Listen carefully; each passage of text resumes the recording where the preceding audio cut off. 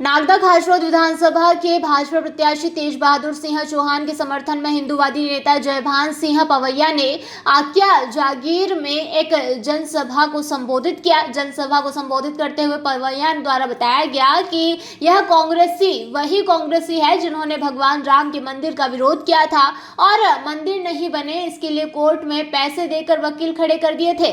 आज यह झूठ और नकली हिंदू बनने का प्रयास कर रहे हैं। जब हम कहते थे रामलला हम आएंगे मंदिर भव्य बनाएंगे तो यह हमारी हंसी उड़ाते थे और पूछते थे कि तारीख नहीं बताएंगे, किंतु आज मैं इन कांग्रेसियों को निमंत्रण देता हूं कि 22 जनवरी 2024 को राम मंदिर में भगवान राम जी विराजमान हो रहे हैं, सभी कांग्रेसी वहां जरूर पधारे। पवैया ने आने वाले चुनाव को महाभारत का समय रहते हुए झूठे लोगों से सावधान रहने की बात कही और कांग्रेसियों को काल नेमी जैसी कपटी बताया जो केवल झूठ बोलकर बरगलाने का काम करते हैं।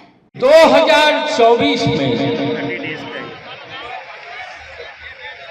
नरेंद्र मोदी भारत के प्रधानमंत्री होंगे कि नहीं होंगे? आज्ञा जागीर से हमको संदेश देना पड़ेगा।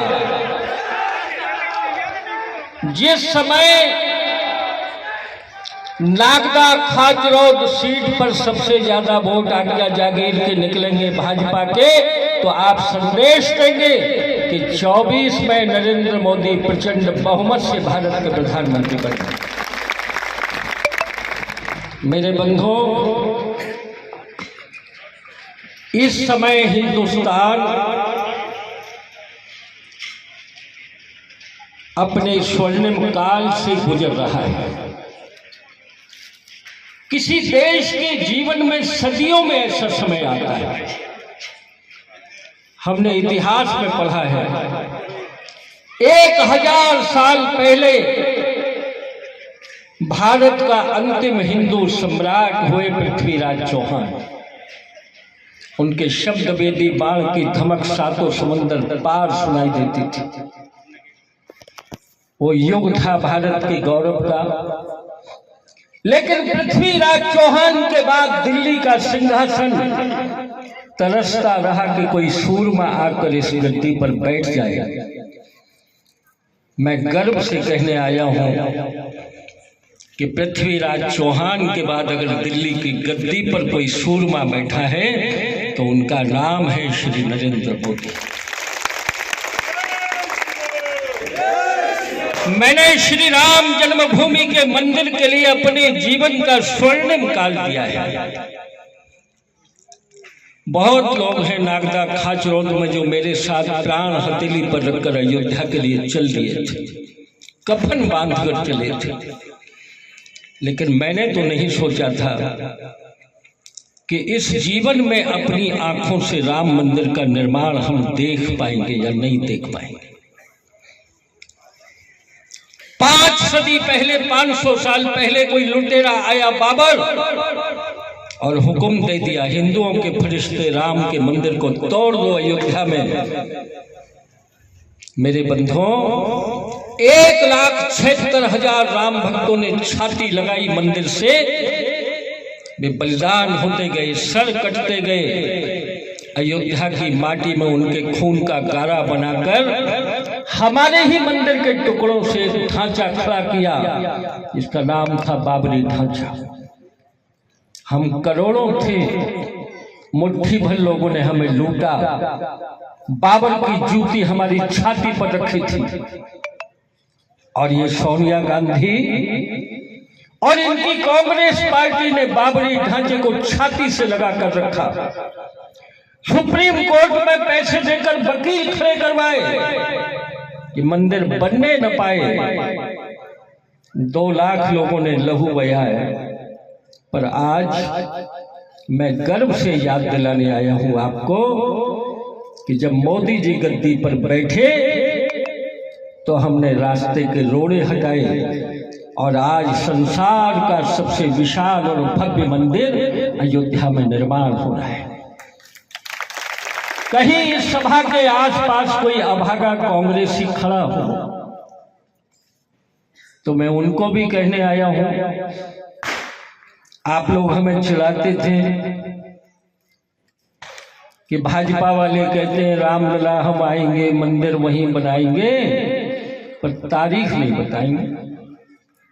तो मैं न्योता देने आया हूं, चले कांग्रेसियों, उज्जैन से साबरमती में रिजर्वेशन करा लो और अपनी माताजी सोनिया गांधी और उनके खानदान को लेके 22 जनवरी को आकर फटी आंखों से देख लो। आजकल हम राम मंदिर के पोस्टर लगा रहे हैं चुनाव में और हम न्योता दे रहे हैं 22 जनवरी का, तो कांग्रेस को आपत्ति हो रही है।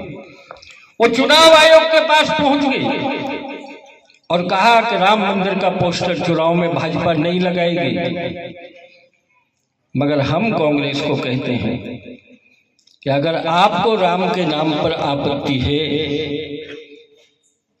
तो राहुल और प्रियंका का फोटो लगाकर बाबरी ढांचे के पोस्टर लगाओ और बाबर की औलादों के बल पर सरकार बनाकर बताओ ना मध्य प्रदेश में। हम तो छाती ठोक कर राम भक्तों के बीच जा रहे हैं। ये काल नेमी है कांग्रेस वाले। सुंदरकांड पढ़ा है आप लोगों ने? तो हनुमान जी जब लंका जा रहे थे तो एक कमंडल लेकर राम नामी डाले एक बाबा बैठे थे। हनुमान जी ने सोचा प्यास बुझा लेंगे। अब उन्हें लगा मेरी मदद करने आया है, और जैसे ही हनुमान जी सामने बैठे तो काल नेमी राक्षस बनकर खड़ा हो गया, ठिकाने पहुंचा दिया गदा से। ये कांग्रेसी छिंदवाड़ा में राम कथा कराते हैं। ये कमलनाथ जी राम नामी डालकर भक्त बनने की कोशिश करते हैं। ये राहुल गांधी कोट के ऊपर जनेऊ पहनते हैं। ये चित्रकूट में जाकर चंदन लगाते हैं, और जब लगता है कि चंदन लगाने से काम नहीं चलेगा तो हरी चादर से माथे को ढककर चुनाव में निकल पड़ते हैं। ये नकली राम भक्त। आपको पता है इस समय इजराइल नाम का जो देश है उसमें हमास नाम का आतंकवादियों का जो गुट है उसने 1400 लोगों को मारा है। 2.5-3 साल के बच्चों को छुरी से काटा है। मोदी जी और हिंदुस्तान हमास के खिलाफ खड़े हैं, मगर खरगोन में कांग्रेस का कैंडिडेट आतंकवादियों की श्रद्धांजलि सभा करके आंखों से आंसू निकाल रहा है। ये क्यों हो रहा है? ये कांग्रेसी राम मंदिर का पोस्टर लगाएंगे तो इनको डर लगता है कि बाबर को बाप मानने वालों का वोट नहीं मिलेगा। ये आतंकवादियों की श्रद्धांजलि करके बताना चाहते हैं कि आतंकवादियों का समर्थन करने वाला वोट बैंक हमको नागदा और खाचरोड में जिता देगा। बंधुओं, इस समय कांग्रेसी मारीच की तरह गांव-गांव घूम रहे हैं। मारीच को जानते हो? सीता जी पंचवटी में बैठी थी, सोने का हिरण बन के सामने से निकल गया और सीता जी जिद कर गई कि मुझे तो सोने का ही हिरण चाहिए। अगर एक पल की गलती नहीं होती सीता जी से तो लंका का युद्ध नहीं होता। ये सोने के हिरण घूम रहे हैं कांग्रेस के गांव-गांव, जैसे 2018 में घूमे।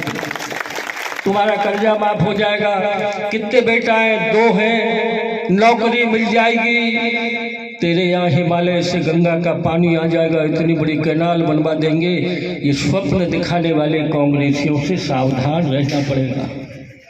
मेरे बंधुओं, 370 हटाने का सपना हमने नहीं देखा था, हम मांग करते थे। राहुल गांधी कहते थे कश्मीर में खून की धाराएं बह जाएंगी। फारूक अब्दुल्ला कहते थे पाकिस्तान युद्ध कर देगा।